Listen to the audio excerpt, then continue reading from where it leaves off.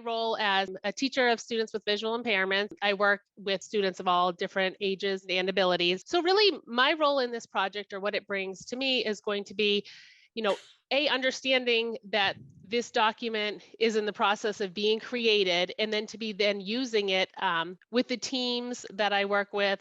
And also we have a community of practice in New Hampshire of teachers of the visually impaired, and sharing it out with them so that the word is getting out, how important AIM is.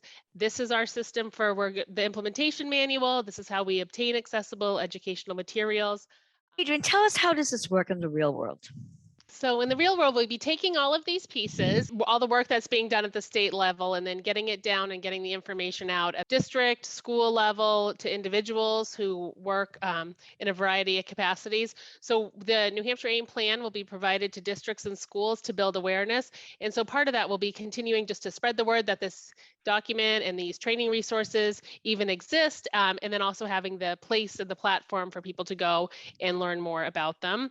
There will be training on how to create and procure accessible materials. So the CAST website itself, right now you can go on and you can learn all about how to create accessible documents, presentations, what the accessibility means. Bookshare, as a teacher, Bookshare is a huge gift for our students, because immediately within seconds, if there's a book that's being read in the class, our students can have access to that book in a way that meets their needs, either through Braille or large print or audio text. And again, the overarching theme here is that these students are receiving these materials in a timely manner. A lot of great resources already exist, and it's just getting people to know where to search for them, where to find them, how to get this material, and make sure that we're doing all we can and need to do for our students in the classroom.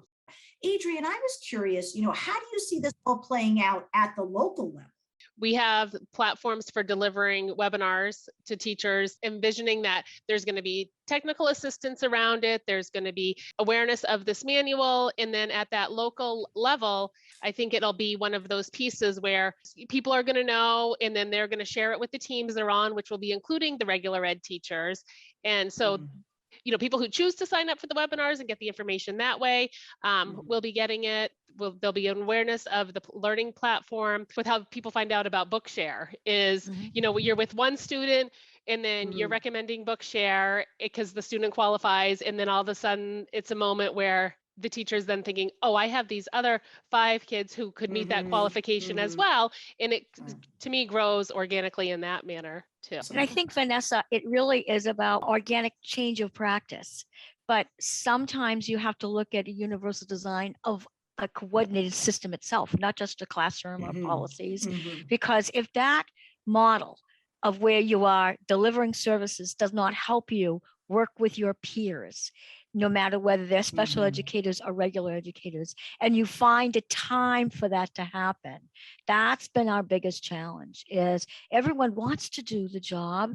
It's how can I be resilient? And that's another thing, is we're looking at how can we really build some resilience for our teachers to, as a teacher, sometimes you may feel I'm so distanced from the State Department of Education.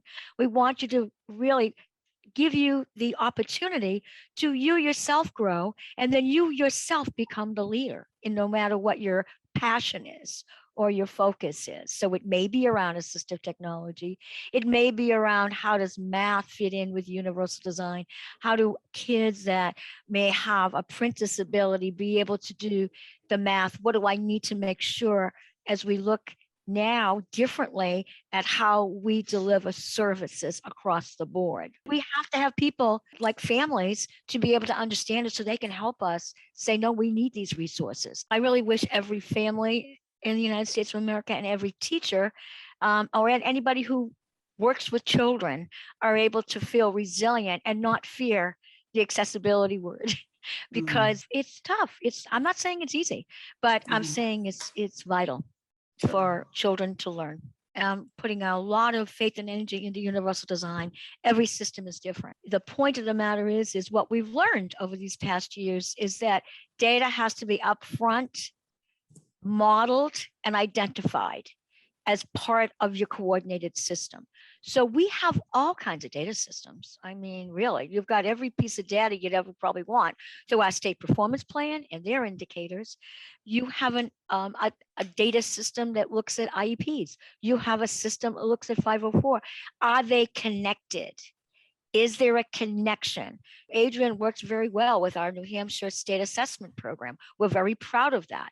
But is it really in every step of the way measuring student growth from our perspective of accessibility? The session around accessible educational materials, we do have sort of the parallel version of SET for AT.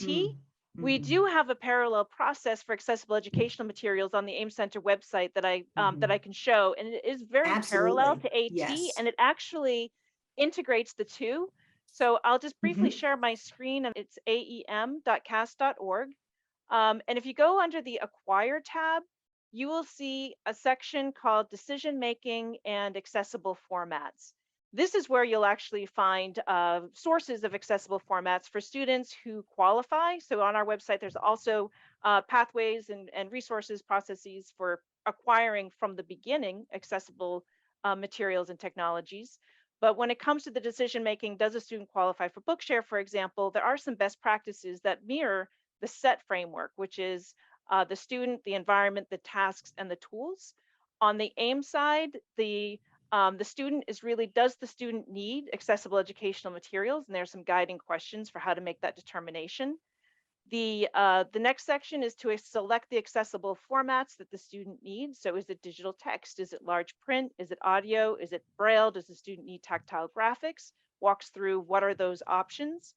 Acquire the materials in the accessible formats that the student needs. So is it Bookshare? Because Bookshare has digital text, has Braille ready format.